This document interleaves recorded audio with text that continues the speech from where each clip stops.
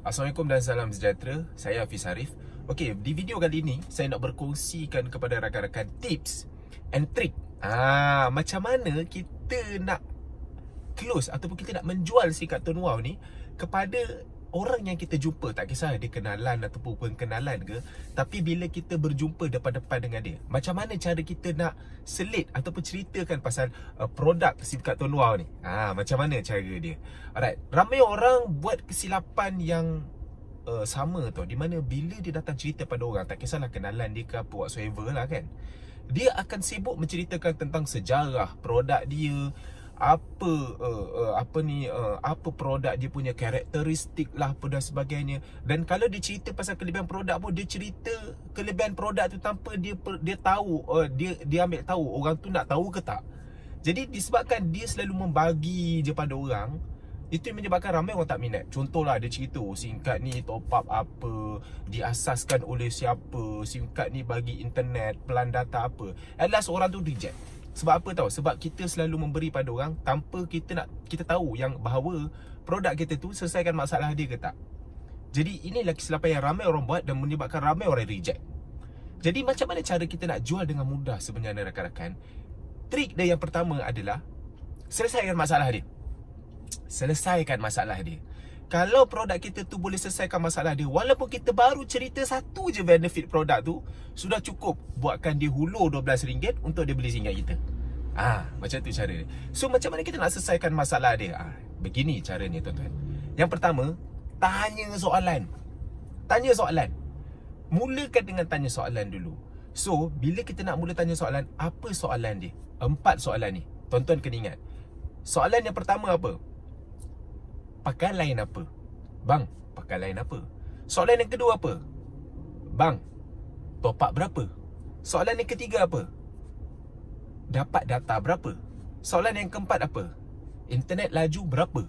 Jadi dengan 4 soalan ni sudah cukup untuk kita dapatkan maklumat dia, sudah cukup untuk kita tahu apa masalah dia, sudah cukup untuk kita tahu macam mana kita nak selesaikan masalah dia. Sebab ingat, trik dia adalah selesaikan masalah dia. Kalau kita boleh selesaikan masalah dia, dia sendiri keluarkan duit untuk dapatkan produk kita. Okey, jadi daripada 4 soalan ni, baru kita tahu apa masalah dia. So saya mulakan macam mana. Tuan-tuan nampak trik dia. Bila sesiapa kita jumpa, mulakan dulu tengok orang tu pegang handphone ke tak. Janganlah kita tiba-tiba terkejar dia, bang pakai line apa.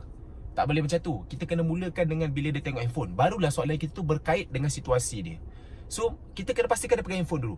Kalau dia tak pegang handphone, mungkin kita boleh pegang handphone. Bila kita pegang handphone, biasanya mesti dia pegang handphone juga kan. Jadi mulakan dengan trik-trik macam tu.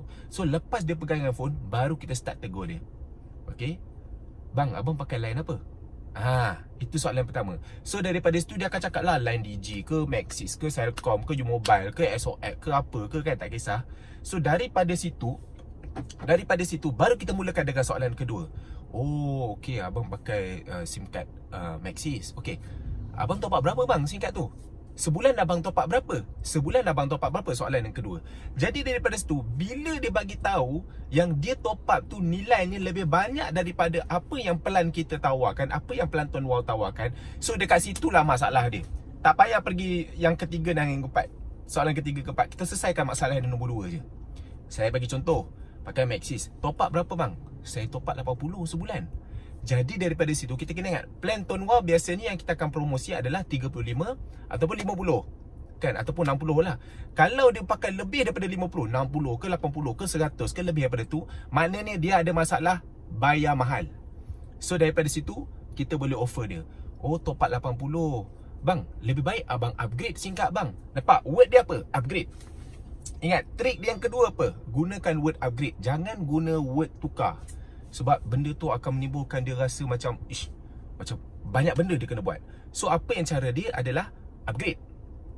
Jadi bila kita cakap baik abang upgrade SIM card bang, bila abang upgrade SIM card abang, lepas ni abang pakai 80, abang pakai 80 kan ini, lepas ni abang pakai 50 je sebulan. Jadi kita kirakan kat dia, kalau dia pakai 80 untuk setahun, dia dah habis nak dekat 1000 setahun. Tapi lepas ni kalau dia pakai 50 sebulan, dia ada habis 600 je. Jadi dia jimat RM400. Dia jimat RM400 guys. So bila dia jimat RM400, nampak kita selesaikan masalah dia, dia jimat selepas ni. Macam tu cara dia. Okey, selepas tu bila dia kata dia berminat, baru kita akan offer dia. Okey bang, abang nak upgrade tak? Kalau abang nak upgrade, meh sini IC abang. Pak, kita tangkap gambar. Lepas tu baru kita minta dia duit. Macam tu cara dia. Okey, saya bagi situasi yang lain. Katakanlah bila kita tanya dia top up berapa, dia kata top up 50 ataupun top up 5. Maksudnya dalam range plan kita. So masalah tu bukan lagi masalah dia, sebab dia punya top up tu sama lebih kurang dengan kita. Jadi kita pergi soalan ketiga. Berapa data abang dapat? Oh, data abang dapat 15GB. Jadi dia guna nilai top up yang lebih kurang sama dengan kita, tak ada masalah. Soalan yang ketiga, kita tanya data berapa, dia kata dapat 15GB. So kalau dia kata dapat data 15GB, that means dia punya data tu lebih kecil daripada apa yang pelan Tuan Wow tawarkan. Contoh RM35, Tuan Wow bagi 35GB. RM50, 89GB. RM60, 109GB. Jadi daripada total yang data kita bagi tu lebih tinggi daripada dia, maknanya kita boleh selesaikan masalah dia yang data tak cukup. Faham tak tuan-tuan? Jadi contoh, dia kata dia pakai RM50. Dapat berapa bang? 15GB. Baik abang upgrade SIM card Tuan Wow bang. Daripada abang upgrade SIM card Tuan Wow, abang top up nilai yang sama, tapi abang tak dapat 15GB, abang dapat 89GB lepas ni. Nampak tak tuan-tuan? Tuan-tuan selesaikan masalah dia untuk data tak cukup. Jadi bila dia fikir macam tu, oh dia tak ada rugi something, dia hanya upgrade saja. Jadi dia bayar nilai yang sama tapi dia dapat lebih. Daripada situ baru kita tanya dia, macam mana bang? Okey, abang nak upgrade. Bila dia kata dia nak upgrade je, baru kita terus minta IC, tangkap gambar untuk kita daftarkan, dan masa tu dah daftar, baru kita minta duit. Itu cara dia. Katakanlah situasi soalan yang ketiga ni, dia dapat data tu sama je dengan lebih kurang macam apa yang Tuan Wow tawarkan, bahkan lebih daripada kita.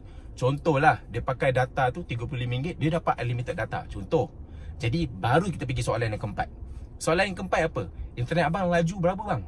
Dia mesti pening, macam mana nak tahu laju internet saya? Daripada situlah kita suruh dia buka fast.com ataupun suruh dia buka speedtest.com. Kan? So dekat situ buka kelajuan internet dia dan buka kelajuan internet kita. Daripada situ, biasanya kalau yang mana-mana yang offer plan data unlimited ni, biasanya internet dia memang slow, antara 3 ke 6 Mbps, 6 Mbps.